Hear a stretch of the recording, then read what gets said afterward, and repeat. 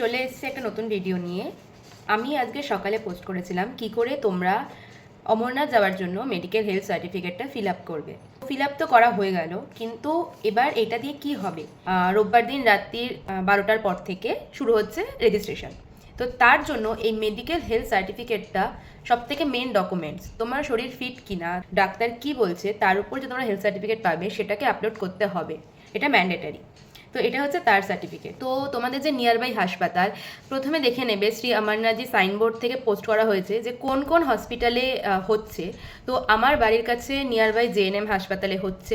তোমাদের যাদের যাদের জেএনএম কাছে তারা জেএনএম থেকে করতে পারবে। এবার করার জন্য কি করতে হবে?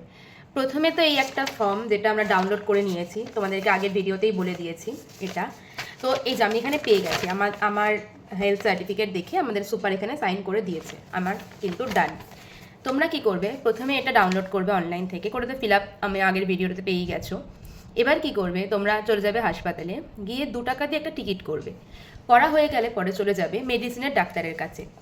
তোমাকে মেডিসিনের ডাক্তার চেক আপ করে বলে দেবে যে তোমাকে কোন কোন ডাক্তার দেখাতে হবে। সবাইকে কিন্তু সেম ডাক্তার দেখাতে হচ্ছে না। মেডিসিনের ডাক্তার মানে যাকে দেখে যেটা বুঝবে তাকে সেই ডাক্তার রেফার করে দেবে। তো রেফার করে দেওয়ার পর সেই ডাক্তারদের কাছে তোমাকে যেতে হবে এবং তারা তোমার চেক আপ করবে এবং একটি স্ট্যাম্প দেবে। সেই স্ট্যাম্পটা কিন্তু মাস্ট, তোমাদেরকে স্ট্যাম্পটা ডাক্তারের থেকে নিয়ে আসতে হবে। যদি তোমরা ফিট হও, ডাক্তার যদি দেখে ভাবে তোমরা ফিট, তাহলেই তোমাকে স্ট্যাম্পটা ডাক্তার একটা সিগনেচার করে দেবে। এবার প্রত্যেকটা ডাক্তার দেখানো হয়ে যাওয়ার পরে তার সাথে কিছু এক্স রে, ইসিজি আর আমাদের কল্যাণী জেএনএম হাসপাতালে পিএফটি চেস্টের যখন ডাক্তার দেখাতে যাবে, পিএফটি টেস্ট মাস্ট, এটা তোমাকে করে নিয়ে যেতেই হবে। তো তোমরা এটা বাইরে থেকেই করবে, কারণ এটা হাসপাতালে হয় না। বাকি এক্স রে, ইসিজি তোমরা চাইলে হাসপাতালেও করতে পারো, আর বাইরে থেকে চাইলে বাইরে থেকে করে নিয়ে যেতে পারো। তো এই সব কিছু হয়ে যাওয়ার পর সব ডাক্তার যখন তোমাদেরকে স্ট্যাম্প দিয়ে দেবে, দিয়ে দেওয়ার পর তোমাদেরকে আবার যেতে হবে মেডিসিনের ডাক্তারের কাছে।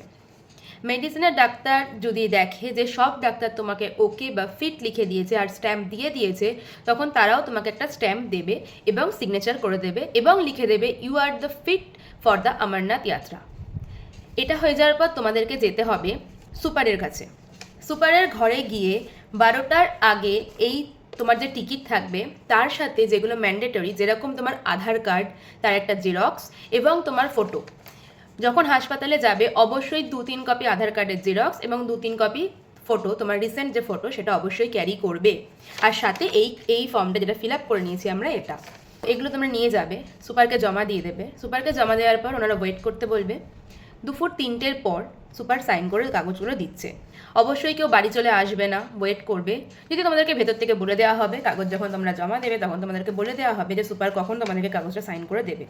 যারা জেএনএমে যাবে তাদের জন্য একটা ইম্পর্টেন্ট কথা, কাল তোমরা যেতে পারো, কালকে ওপিডি খোলা আছে, তোমরা ডাক্তার দেখাতে পারো, কিন্তু কাল কিন্তু সরকারি ছুটির কারণে সুপার থাকবে না। কালকে তোমরা সুপারকে দিয়ে সাইন করাতে পারবে না। তাই তোমাদেরকে যেতে হবে পরশুদিন, মানে শুক্র আর শনি। তোমাদের হাতে এই 2 দিনই টাইম আছে, এই 2 দিনের মধ্যেই করিয়ে নাও, যেহেতু রোববার দিন রাত্রি 12টা থেকে শুরু হয়ে যেতে রেজিস্ট্রেশন। তাই জন্য অবশ্যই কালকে তোমরা গিয়ে ডাক্তার দেখাতে পারো, দেখিয়ে নিতে পারো, কিন্তু সাইনের জন্য তোমাদেরকে আবার পরশুদিন যেতে হবে। আমার মতে কালকে তোমরা চলে যাও, ডাক্তার দেখানোর জন্য অনেক লাইন পড়ে, সবাই জানো। তো তাই জন্য কালকে গিয়ে ডাক্তারগুলো দেখিয়ে নাও, আর সুপারের সাইনটা গিয়ে পরশুদিন তোমরা করিয়ে নিতে পারো। এটা পেয়ে যাওয়ার পরে যে পরের প্রসেসগুলো, সেগুলো তো তোমাদের সাথে শেয়ার করবো যে অনলাইনে কী করে রেজিস্ট্রেশন করতে হয়।